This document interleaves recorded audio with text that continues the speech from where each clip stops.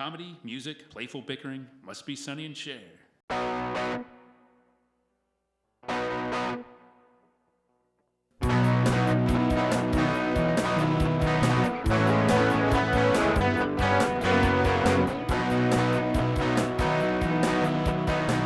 Battle of the Network shows.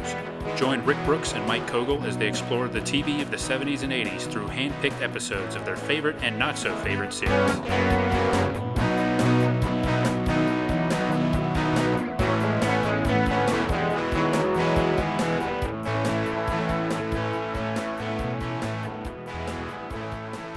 Welcome to Battle of the Network shows. I'm Mike. And I'm Rick. Hello, everyone. And, we could engage in about 7 or 8 minutes of wacky bickering, but I think we'll just get into the episode here. Yeah, I don't know if people come to us for the wacky bickering. No. I mean, there might be some wackiness, but we don't bicker a lot. No, we don't bust each other's chops. No. Should we? I mean, I don't know. Nah. Okay. Leave that to, it's got to be natural. That's right. You got to really kind of be annoyed, but...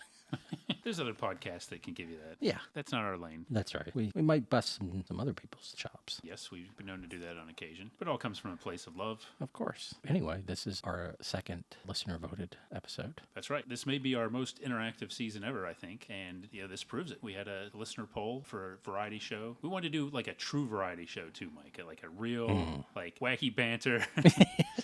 Musical numbers coming out of nowhere, wild costumes. And so we gave people 3 choices. Hilarious skits. That kind of old school. In the 1970s was the golden age of this kind of thing, I think. Yeah. So we gave our listeners 3 choices. Sonny and Cher, Donny and Marie, Captain and Tennille. 3 classic 1970s duos there. And the winner was... Sonny and Cher. It was indeed Sonny and Cher. But you know what? It was super close. Much like our earlier poll this year we talked about, our infotainment poll. And it's not unprecedented because we already did, but I think we got to make a stand. It was so close that we want to respect the results of the poll. We're going to talk about Sonny and Cher today. But we're making it a lock. We're doing Donny and Marie next season. Wow. You sprung this one on me. Oh, well. No, that's cool. Uh-oh, here comes the bickering. Captain Tennille, did it get any votes? It might have gotten a sympathy vote near the end. No, Captain Tennille was way behind, actually. It was. Yeah. I believe it did get at least 1 vote, but it was nowhere near the other 2 duos, which was a shame because I happen to have a DVD set of Captain and Tennille that we could have used for that. Right. But that's not how we determine these, We let the listeners choose. Well, it seems like the listeners wanted a loving marriage or brothers and sisters. Yeah. Yes. Well, there were lots of loving marriages represented on the Donny and Marie show. Oh, with the extended family. Oh, sure, yeah. Yeah, Sonny and Cher was a loving marriage for a while. Yeah. So that counts. Now, the episode we're doing is from the Yeah. marriage, which is interesting. Yeah, I think I mentioned to you the other day in one of our production meetings that in a sense you've seen one Sonny and Cher, you've seen them all, except maybe the guest stars are different. But I was wrong on that because really the show is different after the breakup. Uh-huh. It's got a weird production history, and there is a different feel to it. We're looking back in retrospect, but at the time it must have really seemed like a different show. I think it did. It wasn't as successful after the marriage broke up. So what are some of the differences? Well, I mean, I'm asking you hypothetically, not because I didn't watch any of the other episodes. Well, certain bits are different, like they do the recurring bit, the vamp. I don't think they did that when they return. Mm-hmm. So maybe we should kind of explain. They had the Sonny and Cher show / Sonny and Cher comedy hour. It was known under both titles. They had a very successful run, and then they were climbing in the ratings, and I was skeptical about this, but they actually were a top 10 show the last season, but then something happened. Their marriage was canceled. Right. The network canceled them, but they split up, which made it awkward to do a show. So Cher did her show on another network. I think she was the one that changed networks. I think Sonny had the Sonny Comedy Review, and Sonny Bono, that most of the staff stayed with Sonny, and Cher did her own thing, and her show was actually much more successful. But then after like a year or 2, Sonny and Cher brought the band back together, and I think with some different creative people though, and made essentially the same format. But like I said, there were different recurring characters, the sketches, and Cher was not doing those same characters on her show because they were like the intellectual property of the Sonny Bono Comedy Review. Right, yeah. I had to get that phrase. But they probably were. I mean, because part of their divorce was Yes. her getting out from under his business control. Yeah. And so when they came back, Cher was married to Greg Allman, and they were interacting like in the same manner, but as a divorced couple. Otherwise, I don't know if I think it's essentially the same show, but another thing too is, I'll say this about the Cher show. One thing that I thought interesting about the Cher show is that makes more use of some of the other guest stars. So there were actually like sketches without Sonny or Cher. Yeah. Which you don't really see too much, I don't think, on the actual Sonny Sonny and Cher. Like everything has at least one of them in it. So the Sunny one also did that. Yeah, now the Sunny one, I've seen audio online, but I haven't seen any full episodes. You know, I don't. It only ran for like 13 weeks and then wasn't renewed, so it was not as successful. Now that's a thing. It seems, I could be wrong, maybe because variety shows were fairly cheap to do, but it seems like a lot ran for these limited runs or like the summer runs. Yeah, exactly, like a summer replacement series. Yeah. Yeah, and maybe part of it, I think that's a tradition that goes back a long ways in television, back to like the 50s. And, you know, it might be also, it's kind of easier. You don't necessarily burn through material as much. And a lot of times you'd have, as the hosts and personalities, they would be able to do this for a limited run and then go tour and do like other things like movies or, you know, just concerts and live entertainment, you know, the rest of the year. So that might have been a factor here too. But yeah, Sonny and Cher, they were big stars, but I think when the time the TV show came on, you know, they weren't as big as they had been in the 60s. Right. You know, just a few years earlier. So, you know, it's not that they needed the money, I don't know, but they were approachable to do this kind of show. Well, reading some about Cher in particular, I found it pretty interesting, the ups and downs of her career. Like, she could be a polarizing figure, I think, but you got to give her credit for sticking around because it seems like really by the end of the 60s, they were done already. Yeah. Like they weren't cool anymore after being kind of influential for a couple years. And then it seems like Sonny made some bad decisions about her career in particular, but then they came back. Like the TV show brought them back, and when her music career went up again and went down again a little bit later, and then, you know, and then she had her movie career and then the rebirth of her music career. Yeah, it really is an incredible career. I mean, yeah. You talk about reinvention and, you know, comebacks. I mean, she's had multiple ones, like you said. In the 70s, she was an icon. I mean, before that word was really commonplace, she had, you know, kids' dolls, merchandising. She was all over magazine covers. She was a huge star in the 70s. Even she got to the point where she was bigger than even maybe her commercial, you know, success at a certain point, like in the end of the decade. She was still huge. She was made it. But like you said, yeah, she wasn't an active, like in the early 80s, she wasn't like a huge music star. Right. But she was known at that point. She was super famous. And then, yeah, she had this like really second career, I think it's fair to say, as a award-winning actress. And then third career as a annoying singer. As something for Beavis and Butthead to get excited about.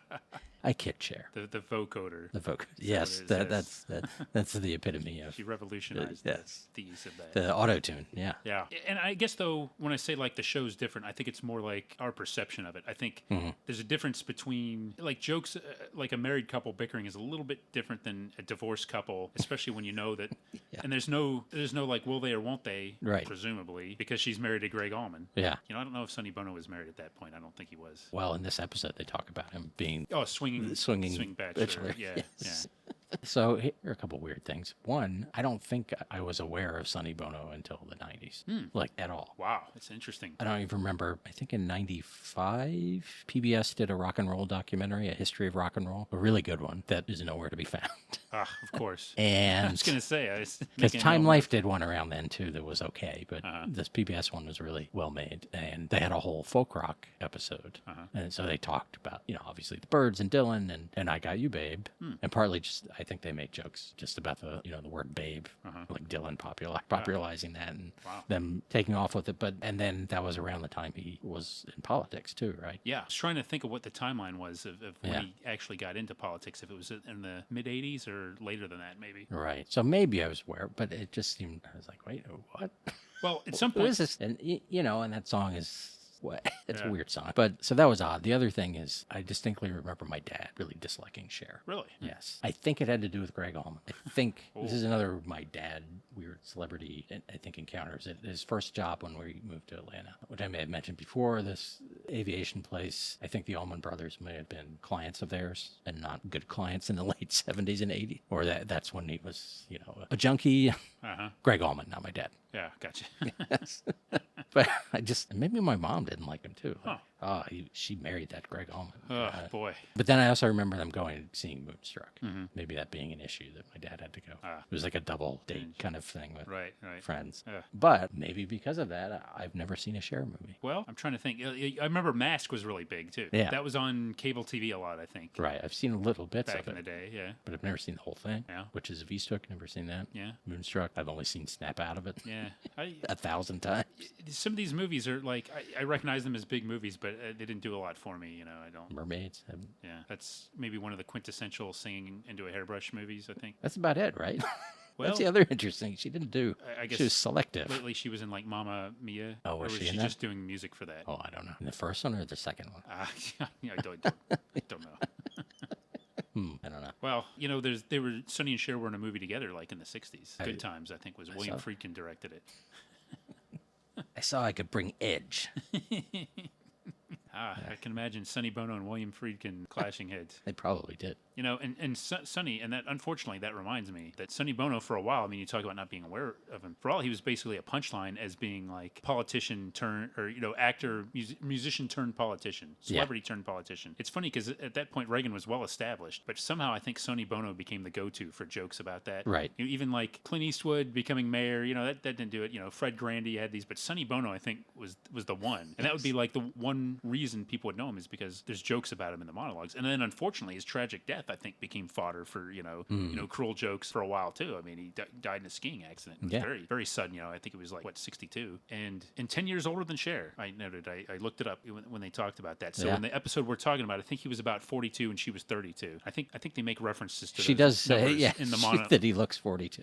Yeah, and that is actually his real age. But he did look noticeably younger than some of the earlier episodes I was watching. But I'm sorry, noticeably older. But it was 6 years after the fact too. So everybody's going to be older. Right. 36 to 42. We remember it well. But yeah, there's just something like the spirit of the show. It plays a lot differently, I think.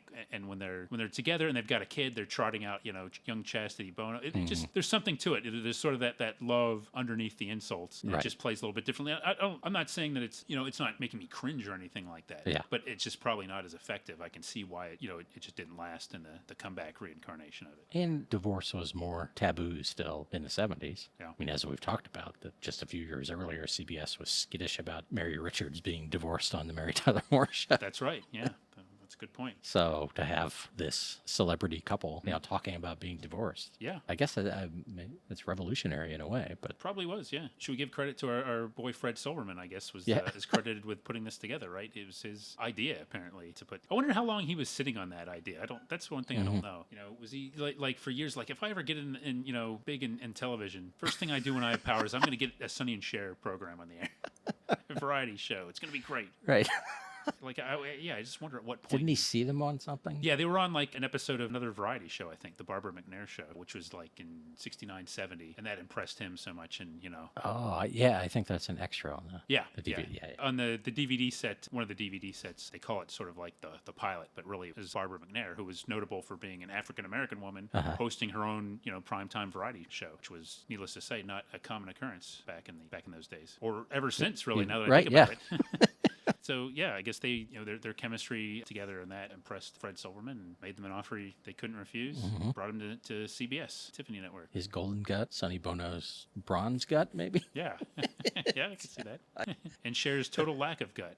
Yes, her bare gut. Yeah, that sounds weird. But it seems like Sonny Bono had some bad ideas. Yeah, along the way. Yeah, and was too controlling of her. Yeah, which is unfortunate. I mean, you kind of don't want to think that because of, the sort of like the whole act is based on, him being sort of lovable and like having an ego, but always being cut down. But ultimately, though, you don't want to think of him being like a controlling jerk. And right. It's kind of something you don't want to really hear about that. But all that said, interesting flashback here, I think. Yeah, and I think this is one of the quintessential variety shows. Usually just the format. And what I like, one of my favorite things about any variety show is, and we don't get it so much in this episode, I don't think, but just kind of thing where the hosts will they'll start out, they'll sing, and then they'll do like jokes and stuff, and then they'll go back into singing their song or medley right. Happen, yeah. I just love that for some reason.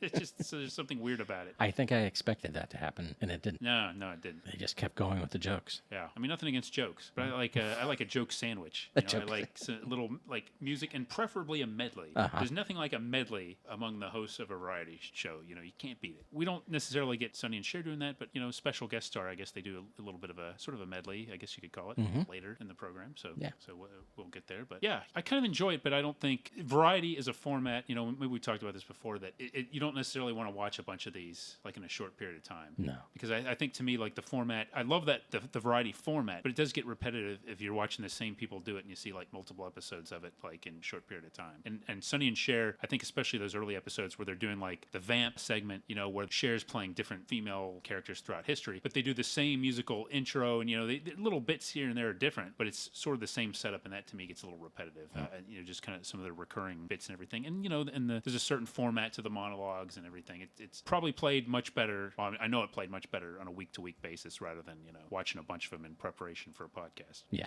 For example. Right. So the episode we're talking about is from March 17th, 1977, according to the graphic on the screen. Yes, and it was a Friday night. They were on Fridays at this point, airing at 9 o'clock on CBS. So would you like to know what else was on this night of television? Yes. I'll tell you. CBS had Code R, an episode called The Drifter. And Code R, I got excited because I saw this specific episode had Bernie Kopel in it, but he was not a cast member. But what this was like a, sort of an emergency 911, kind of a blend. They're different like emergency response teams, like a medical team and, you know, police. But they were on a coastal town, California. Yeah, okay. And the show didn't last very long. So it was that kind of thing, like a, you know, adventure drama kind of show. Followed by Sonny and Cher, and then followed at 10 by Hunter. No, not Fred Dryer Hunter. The cartoon? No, not the cartoon Hunter. Not Kim Hunter. James Franciscus is Hunter. Oh. He's like a special agent. Well, he was actually in, I don't know if they call it the CIA or the agency or whatever, but he resigns and then he's recruited for some kind of like unusual organization, like a quasi-government organization. And Ralph Bellamy is the guy pulling the strings in this organization. And I guess Hunter is one of the lead agents or something like that. So again, it didn't last very long. It was like a Laura Marr show. Kind of unusual. I think there's a couple of episodes online that I'd like to see, but I haven't seen the show. But so it's a weird Friday night lineup, and this is 1977, so this is before, in a short period of time, we'll be talking about CBS dominating Friday nights, you know, with Dallas and the Dukes. Yeah, right now it was pretty. That's right. This is the year of Exo Man. Yeah, that's right. So this is interesting. ABC had Donny and Marie at 8 o'clock with guest stars Ruth Buzzy, Lauren Green, and Robert Hedges. Wow. Yeah. Well, we have a candidate already for next year. Next season. Personal performers right there. Yeah. Yeah. So you had Donny and Marie at 8, and if you wanted to keep the variety fun going, you'd have to turn the channel to CBS at 9. And at 9 o'clock, it was the Friday night movie. It was a re-airing of Let's Scare Jessica to Death, old horror movie, or earlier horror movie. NBC. This was probably maybe NBC's best night at the time. Sanford and Son, repeat of Chico and the Man, Rockford Files, and Quincy. At 10 o'clock. So yeah, there you go. Quincy had our guy Carl Betts from Killdozer as a special guest star. So, you know, just kind of all over the place this night, but a little variety, some drama, some comedy, and Sonny and Cher right in the middle of this at 9 o'clock. Wow. Yeah, NBC sounds like the place to be. Yeah.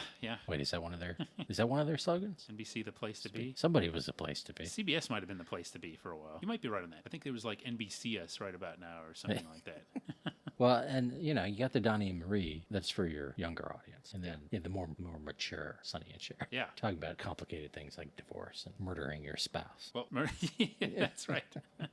And psychiatry. Well, one thing that I had read was that, you know, they had been an 8 o'clock show at the beginning of the run, and then after the divorce, they were moved into later time slots, partly so that they could be a little bit more adult-oriented. And I hadn't really gleaned that from what I'd seen until you just mentioned that. Now I'm thinking, yeah, you know, divorce, and I think you got a point there. And you know, some of the sketches are a little on the edgier side, maybe. Yeah, I mean, it was kind of a joke, but you're right. Yeah, that's it. Yeah, at the very least, they're talking about adultery, and, you know, several times they're talking about adultery. Now that I think about it, boy, that was a running theme in this episode. Not quite sexual harassment. Yeah.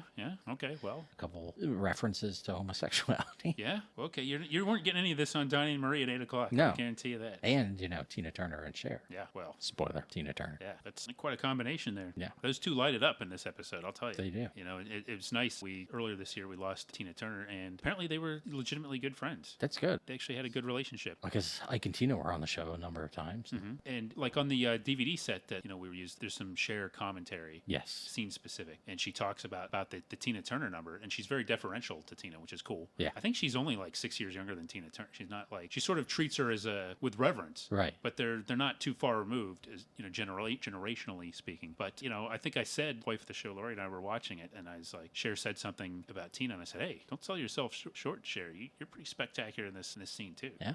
I was impressed with Cher in that number. Yeah, I thought so. And we'll come back to it. But it's interesting to see, when you were kind of suggesting some episodes, I liked this partly because after having watched a couple years ago now the HBO documentary about Tina Turner, like this period after she left Ike, but before she became or had her comeback, was like a weird period where she was trying to find something that worked, and I guess going on a lot of shows like this and doing Vegas and kind of an in-between place, but also just she needed to make money. Yeah, and it goes to show you too. I mean, watching this, would you think that she was in a lull in her career? No. Like if you just see this, out of context, no, absolutely not. I mean, she looks like she hasn't lost anything. Yeah. She doesn't really, quote unquote, need anything to be a big star. It just makes it. It seems like it would be inevitable that she would become a superstar, in the '80s, but it was far from inevitable. It does make it kind of remarkable that she had that sort of career renaissance, 6 or 7 years later. But man, the roots of it are right here. I mean, she's still an incredibly dynamic performer. Yeah. But this one opens with Sonny and Cher singing, of course, a song called "Teach Me Tonight," I think. Yes, old standard. Believe it was Dinah Washington, recorded it, and many others, and popular song. I mean, talk about variety. I mean, a lot of times they would sing like rock songs, and later we'll hear contemporary pop songs, but they also would work in some of the Great American Songbook and things like that into the show. And it's pretty fun. I enjoyed it. I mean, I don't know what to think of him as a singer. Yeah, something I enjoyed in the song, and then really throughout, but in their monologue, probably the most enjoyable thing. It's just Cher always seems to be enjoying herself. Yeah, and she's got a kind of goofy smile, which I don't know if that was one of the things she fixed later, but but I enjoy the goofy smile. Like it makes it's kind of endearing.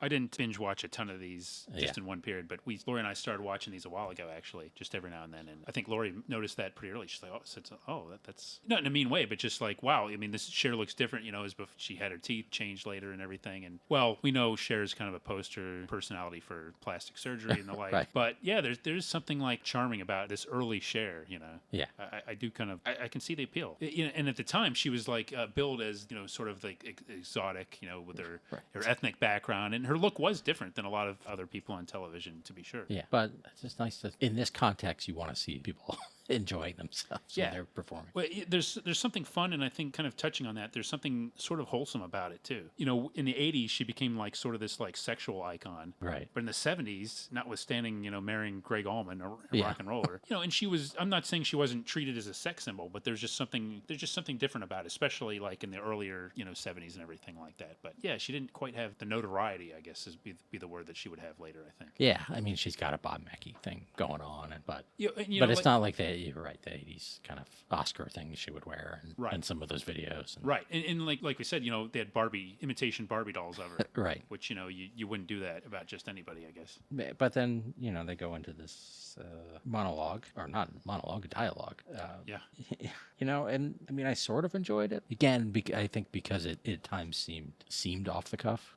Like I enjoyed that when it seemed off the cuff more than when it clearly was written. Right. I think that, and that's another one of my favorite things about the variety show format is the constant desire to make things look spontaneous, yes. Even though they're really virtually all scripted. Right. I was interested in watching. I don't know if you watched like some of the bonus features, like some of the producers of the show talked about that, and they claimed that Cher would actually she would sort of drop in ad libs in there, and she would have something that was written, but every now and then she would add something, and it became fun for them. And they said often it was better than she would deliver it a certain way. It might be better than what they had, and I was skeptical of that. But they said it became sort of a thing where you could see Sonny would be watching, waiting, okay, is it going to be what we went over, or is it going to be something else? Yeah. And I don't doubt that every now and then that did happen. But for instance, even when they were singing, he was, I don't know, hair was falling off him or something, and she was messing with it, and then she messed with it during the monologue and said something about him shedding. And, yeah. And he sort of, I'm usually the one doing that to you, or whatever. But and a lot of it was about them having their separate shows, and that was kind of fun. The end of that was,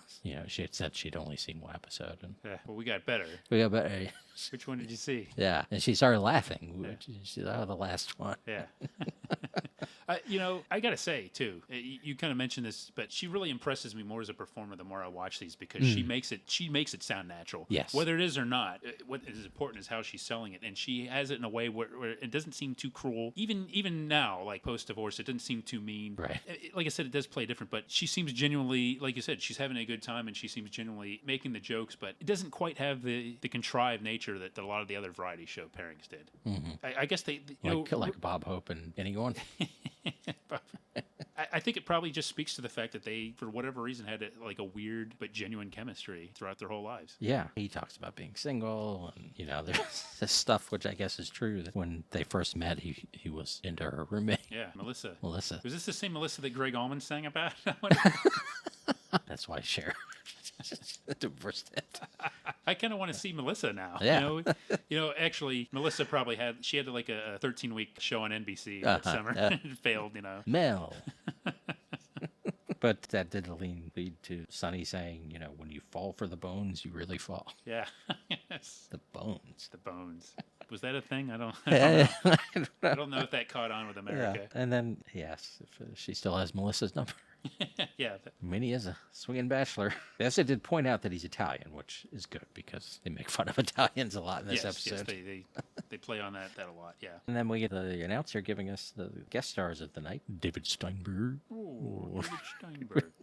Shields in Yarnell. Oh, yeah. Yes. Let's give a shout out to friend of the show, Amy. I feel like she's going to be excited about Shields and Yarnell. Is she a Shields and Yarnell fan? I don't know if she's a Shields and Yarnell fan, but she's someone that remembers Shields and Yarnell. Yeah. And I feel that's distinctive enough these days.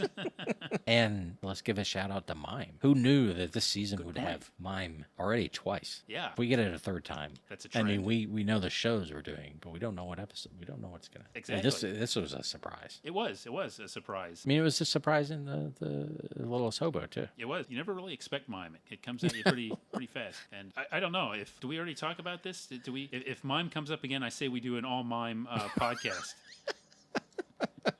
Yeah, I don't think... It'll be your quickest editing job. Oh, yeah. Yeah. There's a certain allure, doesn't it? Yes. Theme song. Yeah. An hour of silence.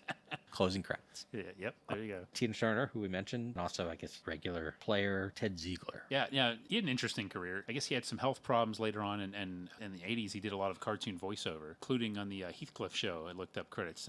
Was Mungo? He did, he had the... Was he one of the gang? The Cadillac Cats thing. He did, I think he did a couple of the voices in that. Okay. So it seemed like he did some, like, lunk-headed type characters, in the 80s. But he was, did a lot of voice work. And he was in a comedy team with Harvey Korman, like, early on before this. Okay. Yeah, but they weren't called Ziegler and Korman. They were No. there were two other totally different names or something like that. They should add their own variety show. Maybe they did. I should look that one up in the early 60s. Ziegler and Korman. Yeah. Ted Ziegler is the first person to make Harvey Korman lose it. Yeah, that's right. Anytime Ted Ziegler opened his mouth, he was gone. A little weird thing, one of the skits, I'm going to call these skits. Okay. I don't know if they rate sketch. He looked a little bit like John Larroquette. I hadn't noticed that, but then he was already probably older than he was definitely too old to be John Larroquette at 1977. Yeah, I think I see what you mean. Makes sense. Yes. Yeah, I was going to say he does have a certain physical presence, but standing next to Sonny Bono, many people have a physical presence. But yeah, I hadn't caught that, but I see what you mean now. Was he standing on something in that opening thing with Cher, or did he have big shoes on? I don't know. Or was is he only short for a man? Because they were almost the same height. She really wasn't that much taller. I think that's what it is. Yeah. He's short for a man. Strong enough for a woman. Actually, when I was watching this, I was actually thinking that same thing, and I kind of meant to look it up, but I was like, because I have a perception that Cher was a lot taller. Mm-hmm. Her hair alone, is quite tall. Right. I think they had him wear platform shoes to. Well, Okay. no, was he actually shorter? I don't know. We'll have to look that one up. I mean, they made a joke about him wearing platform shoes. Yeah. But she's definitely taller than Tina Turner. Yeah, I think she's taller than him, and I think they equalize that a lot of times during those opening segments, but not in other sketches. So after the break, we have first skit, which is Cher is interviewing Sonny, who's playing an Italian director, and definitely doing the Italian A stereotype. very Italian director. Yes. He's got a white fedora and a big white coat. And Yeah. I was going to say big mustache, but it's Sonny Bono's. He didn't have to. There is a plus of being Sonny Bono. He didn't have to wear fake mustaches. That's right. He's got that going for him. Yeah. I tell you though, Joseph Colombo may have had a problem with The Godfather, but stuff like this, I guess it was taken in the spirit in which it was intended. Right. Yeah. To fill a few minutes in a variety show. But yeah, there's like a long setup for the Shields and Yarnell thing. Yes. Too long. I think, and that's something that I think is a trend across Sonny and Cher, is I think the sketches are too long in general. Yeah. They would do better by more shorter sketches, I believe. Yes, and funnier. Yeah. When TV Land, I think when they first started showing these in the 90s, when they launched, I think they were showing hour-long versions, and I think eventually, though, they cut them down to like a half hour. Ooh. I think they eliminated a lot of the music as one quick way. Yeah. Kind of like what they did with Flip Wilson. That was an hour-long show that was kind of sort of butchered to a half hour. But, now that I think about it, maybe it wasn't such a crazy idea for Sonny and Cher, because like almost every episode I've seen, there's at least one thing that probably goes on at least like 2 or 3 minutes too long. I mean, I'm not talking about trimming hair. It's like, Yeah. they need more ideas Yes. and less of them, if that makes sense. Sonny and Cher is confounding us today, I think. The gist being, he's such a crazy director that he's made a movie with robots, no human beings. Well, given how our culture right now is talking about artificial intelligence, Yes. this is a chilling look backwards, I believe. A chilling look backwards at what the future was seen as. Right. And that then sets up a Shields and Yarnell, which is a clip from his movie called The Lovers. And they're playing robots, playing a couple on their wedding night into the hotel room and trying to get down to business. Yeah, we're being There's some slapstick. circumspect for our 2 to 11-year-old audience, but and it's other than some sound effects, it's mime. yeah. Well, as chilled as I was by the premise of the sketch, I was thawed by Shields and Yarnell and their timeless brand of mime-based humor. No, it's interesting. A lot of people probably don't. I was joking, but Shields and Yarnell, they were a thing, like showing up on tons of shows, and they even had their own program, I believe, for a while. And they were performers. One of them had a dance The background. monologues in that, boy. Yeah. One came from a dance background, one came from a mime background, and they were like chocolate and peanut butter together, apparently. And they were married, I think, at this time. Married for a while, not married eternally.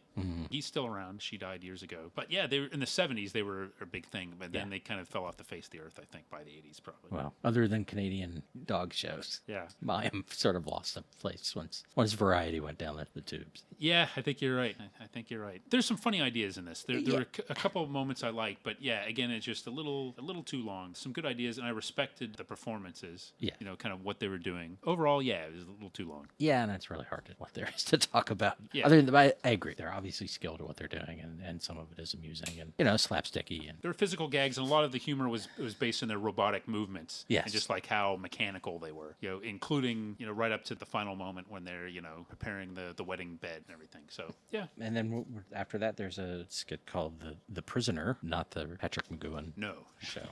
That's true. Sonny's playing the titular prisoner, Rocco, and he gets 5 minutes to talk to his wife, played by Cher. I don't remember if they said her character's name, but she tells him she was late because she was at a baby shower. I mean, there's some confusion. His character does have a weird way of burying the lead. So in that case, she was. There were so many people in the shower at the shower. And, he's confused. And then, it was a baby shower, and then it turns out it was a baby shower for her. He's like, well, it's impossible. I've been in here for 4 years. And she's like, I haven't. That's but right. then she says she's adopting this baby named Richie, but then he's 32. And he comes from a broken home. His wife just left him. And Sonny keeps threatening to murder her and murder him. And, Some of that 9 o'clock humor. yeah.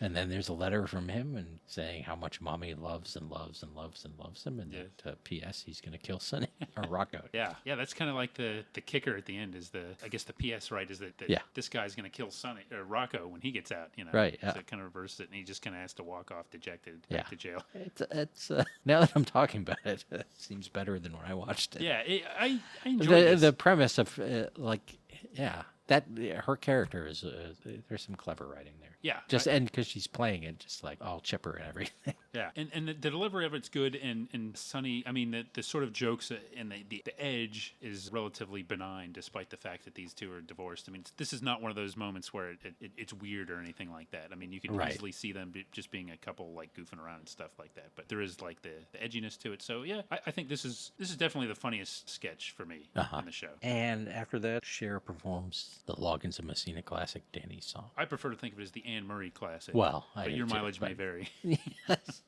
Canadian chanteuse Anne Murray. Uh-huh. And it was interesting. I didn't realize. I actually looked it up. Her version actually was years earlier than I thought it was. I mean, Anne Murray's? Yeah. Anne Murray's was years before this. Yeah. I don't know why I thought it was that interesting at the time. I guess I thought there was more distance between the Loggins and Messina and then her cover of it, but there wasn't. So the staging of Cher's, like at first I thought it was like a Greek thing, but then because it's kind of, I mean, mean, there's a lot of white and there's plants, and she's wearing this white outfit that looks sort of like ancient Greek, but then it's also got Western thing. Yeah. I don't know what's going on there. And there's like fog, and Yeah. or she's in heaven. I don't This know. is classic variety show production. Yes. With like, soft focus, unusual background details, and then, just like sort of random camera movements sometimes. Yeah, But but it's a nice performance. Again, this might not be a song you would think would suit her, but she does a good job with yeah, she belts it. It's a good segment. And again, they always want to give her at least like one spotlight song. Sure. Sonny works as a performer with her, Uh-huh. but I don't think they gave Sonny a lot of solo songs. And then we get our first appearance from David Steinberg. I believe this is a character he took around to all the variety shows. Yeah. The psychiatrist, the zany psychiatrist. perfect. Sort of like if a Marx brother were a psychiatrist. Yeah, that's good. I'm glad you said that, because I was actually thinking that this is something that maybe it didn't seem to me well suited for David Steinberg as a performer, so much as like maybe written like if it was somebody like Robin Williams or somebody. Yeah. You could sort of see them being a little bit more entertaining, a little bit more manic. Right. I just can't see David Steinberg as manic, regardless of how many times he did this character. There's just something weird about it. It seems studied. I don't want to say it like David Steinberg now. Yeah. It didn't work for me. I'm going to go ahead and say it right Okay, now. yeah. It went on a little too long, and actually, I found I was actually entertained by Sonny's reactions to it, and there were a few funny things. But to me, this looks like something that was probably looks better on paper than it was in execution. And the general premise is that he's insane. Yeah, he's doing little gestures like talking to imaginary people, reacting to things that aren't there. Yes. Also saying things that are the opposite of comforting. Yeah. Now that was funny. Yeah. Like, he's asking Sonny what's wrong with him, and he's like paranoid and this and that, self-loathing. He's all not attractive, and Steinberg's like, "Oh, you're not sick. You're just being honest." yeah, yeah. I did like that. Yeah. I thought like the verbal humor of it to me was more effective than like the physical humor of him like moving around and some of his movements. So, Yeah. yeah. Saying booga booga. Yeah. Yeah. And he's got like a giant, a really long tie and spats. And he wakes up and has a sombrero on. And he wakes up on his couch, his psychiatrist's couch. Yeah, I agree. It's a little bit much. Another staple of 70s variety shows, like the sparse sets and like cheap looking sets. Actually not just 70s shows. This is like a TV tradition. Yeah. And I'm not complaining about it, mind you. I enjoy that. But I just thought this would be a good place to point it out. Budget was, it was probably no small feat to put together multiple sets for a 60-minute variety show each week. But the money went more into the costuming and other things than the production design. Yeah. One other detail. They do a little bit of mime. Yeah.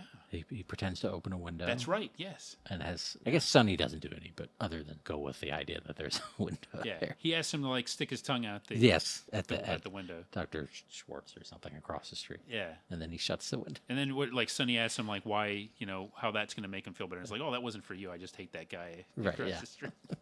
Yeah, more mime. Wow. Yeah. I hadn't made that connection, but yeah. And then we finally get to certainly what I was waiting for, the Tina Turner of it all. So first, in a non-Tina Turner kind of outfit. Yeah. Pants. Yes. She sings this song, Watch Me Closely Now, co-written by your boy Paul Williams. Yes. He is my boy. From He's all of our boys. Yeah, from A Star Is Born. Yeah.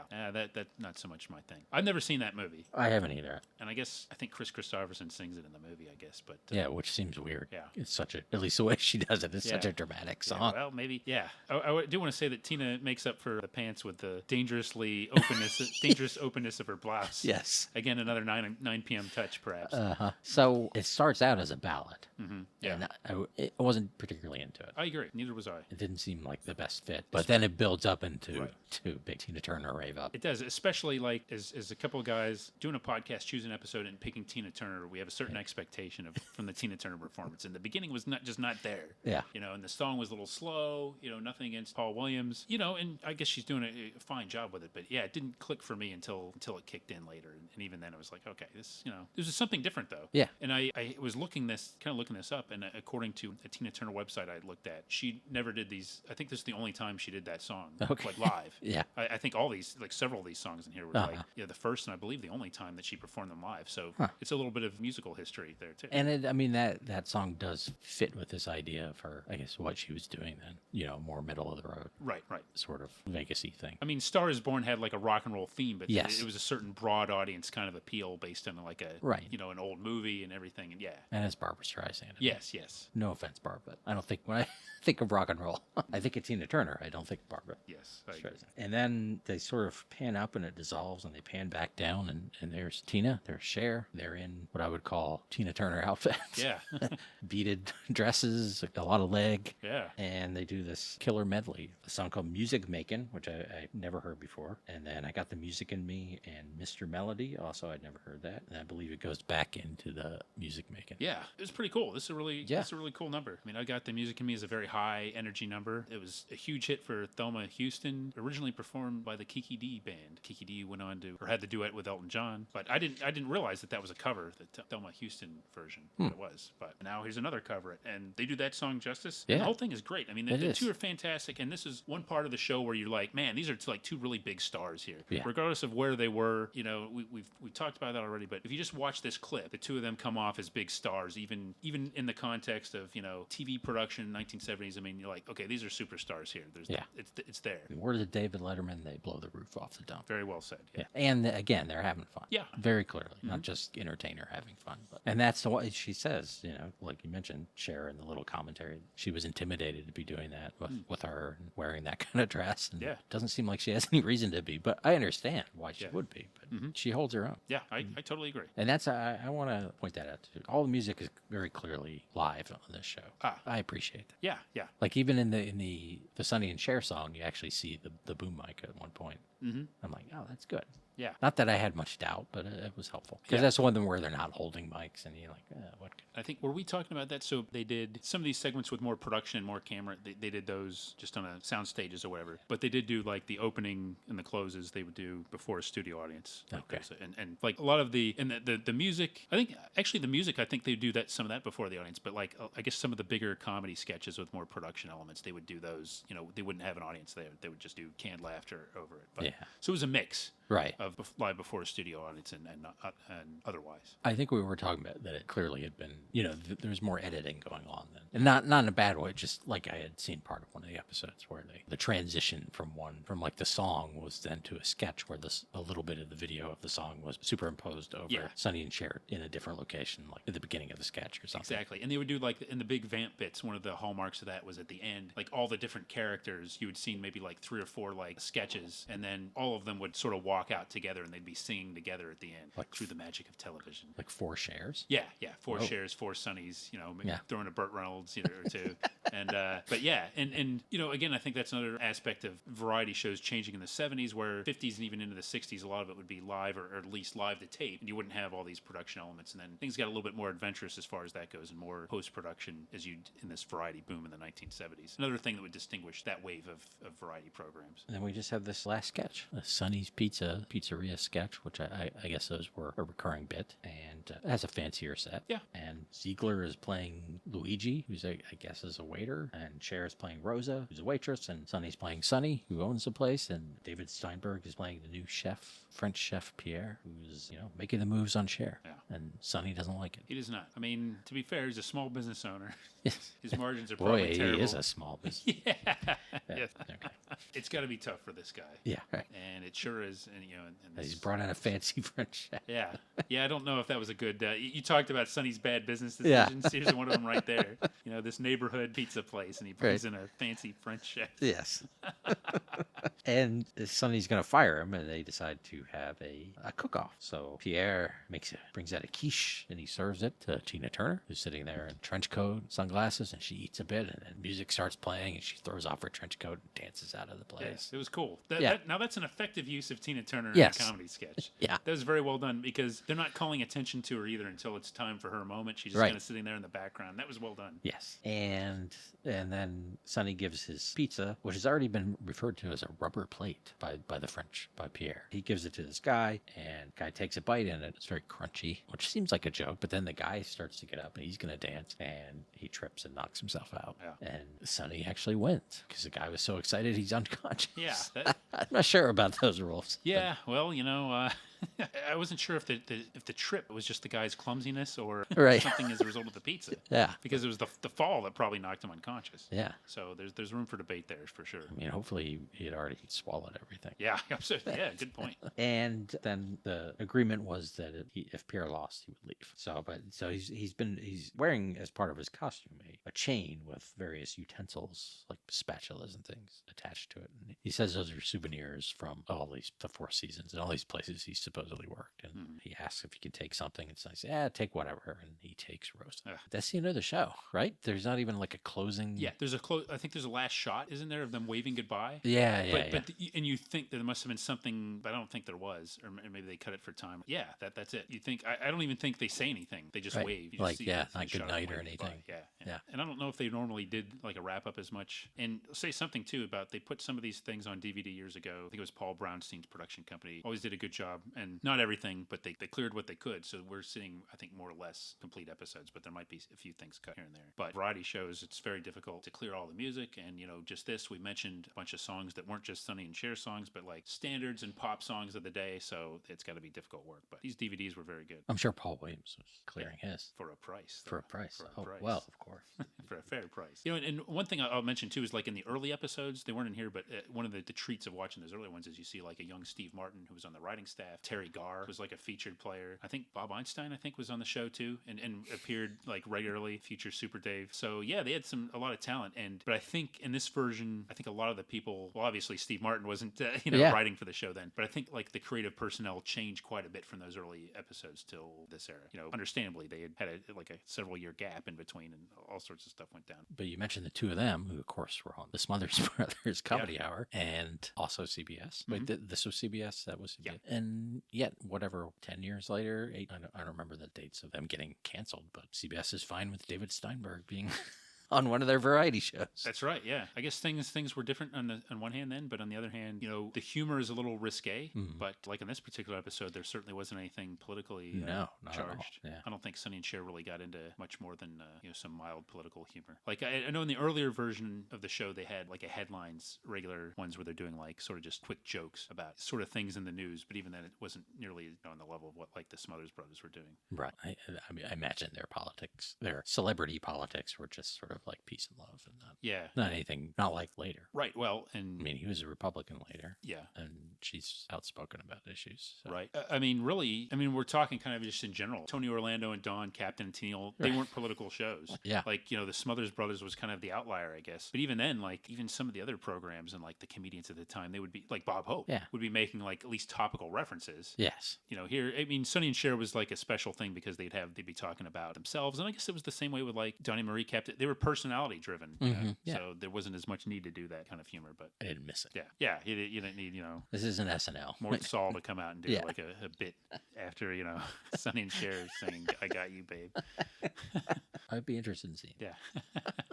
But you just hit on something though, is that that's probably another reason why Saturday Night Live stood out so much, because it was kind of getting into that territory a little bit. And even though I think a lot of what they were doing a bunch of different things, but they were commenting on television and culture, but also like youth culture, drug culture, to be honest, and politics at the time. And that was something that a lot of the other variety shows, the primetime shows, were not covering it the same way as SNL was. So that's probably why SNL stood out so much. And this was that post-Watergate, post-Vietnam, or just ended Vietnam period where probably everyone was tired of that stuff. I mean, physically tired. Yes. Well, they had to walk to work because they couldn't afford or get gas. That's right. Yeah. So everybody was beat by the time they sit in front of the TV. Your Archie Bunker just wants to sit and watch, be entertained. Well, Sonny's vision too, have a show, an evergreen show. Yeah. You could watch it and not tell when it was made. Yeah, because everything else about it was timeless. The hairstyles, the costuming, the open shirt. Yeah, the medallions, chest medallions. Speaking of medallions, what is when they would go to commercial, like there was like a superimposed, like spinning weird metal. I don't know. Was that like an Illuminati symbol or something? I don't know. I mean, is it an S and a C? I can't. Yeah, I don't know either. either. It's kind of mesmerizing. Yeah, that's another thing that was sort of distinctive about the show is I guess the animations they had, like especially like in the earlier days, like the the Sonny and Cher show had like an animated credit sequence, with like these caricatures of them. It was kind of cool, but it's an interesting. It's of its time, and in a good way. Like I said, I wouldn't want to watch too many of them in a row, but like kind of space them out. I kind of dig it. Lori was not as into it as I was, but she doesn't kind of have that appreciation of. Of things that aren't necessarily great. But yeah, I just enjoy that variety format. She was not real big on the Bob Hope stuff either. And this is kind of in that same tradition, but more musically based and, interesting assortment of guests in this episode. Yes. Speaking of Bob Hope, I was trying to find the titles of some of these songs, and I found a site, just some fan site that had it broken down, and there was a still from an episode where Bob Hope appeared. This might shock you, but he was in a silly wig. Oh, no. Was he playing a hippie? No, it was sort of like a blonde Prince Valiant kind of haircut. Okay. Well, that didn't surprise me. And as I was thinking of it, I was kind of going through my mind like, yeah, you could absolutely see Bob Hope turning up on this. Yeah. You could see Bob Hope turning up on anything. I mean, it does surprise me in a way. Go on other than like the Tonight Show. Yeah. Just because he was so associated with NBC. That's true. But maybe that was just on the Cher show. Maybe that was, I don't know what network that was on. You already said. Yeah, I believe Cher was ABC, I think. ABC. They agreed to do Texaco commercials that week. Texaco was bigger than everybody. Yes. They were bigger than all three networks put together at that time. That's right. Yeah, I enjoyed this. I got to be honest. I kind of expected. I was kind of thinking that Donny and Marie was going to win. I was too. Poll. And I'm curious as to why people pick Sonny and Cher. I'm just genuinely curious. Yeah, I wonder if it's a demographics thing. Yeah, but it's a legitimate choice. I'm glad that we got to explore this program. Hopefully people enjoyed this look at it, and hopefully we haven't exhausted everything we have to say about the format because we're going to do it again next season. That's right. All you Donny and Marie fans, just hold out. Your day is coming. Yeah, and I mean Donny and Marie is one I remember vaguely watching. You were aware of Donny and Marie. Yes, I mean it was 8 o'clock. This 9 o'clock business. When I was 4, I certainly would have been awake. Yeah. And given my dad's well-known distaste for Cher, I'm sure we wouldn't have been allowed to watch that. It's well known now. Yes. Yeah, this is some of the recurring themes this season. We got mime, interactivity, and your dad's distaste for Greg Allman. Yes. And Cher. And my mom's distaste for Entertainment Tonight. Okay. On that positive note.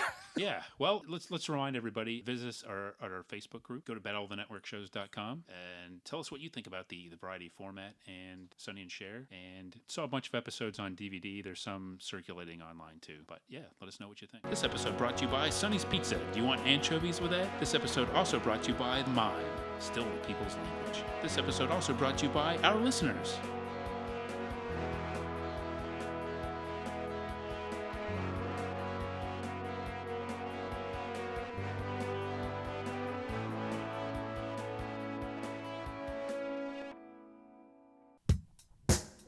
Join us next time for another exciting episode of Battle of the Network Shows. Learn more, leave feedback, and suggest future episodes at battleofthenetworkshows.com. Follow us on Twitter at BatNetShows and like our Facebook page, facebook.com/Battle of the Network Shows.